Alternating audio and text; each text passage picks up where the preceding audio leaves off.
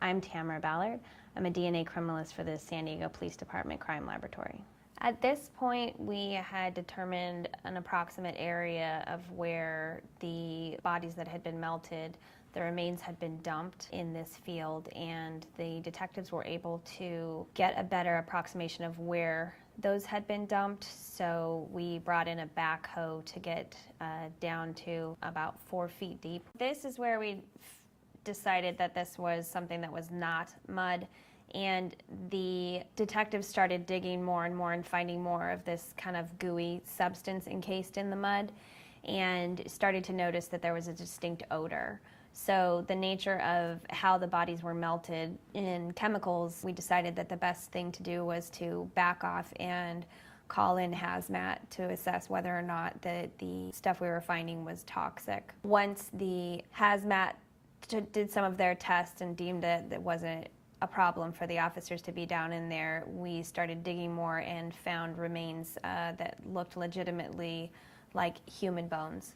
And as soon as human bones come into play, the medical examiner needs to be called in to help coordinate that effort, and that becomes part of their jurisdiction as well. So we were able to recover a significant amount of bones and teeth, and then it was a matter of making sure that we recovered as much of the apparent body mud or biological tissue so that we could take that back to the medical examiners. In this situation, it could have been that it was a rush and they just didn't finish dissolving entirely, or that whatever the chemicals that they had used may have not entirely dissolved everything.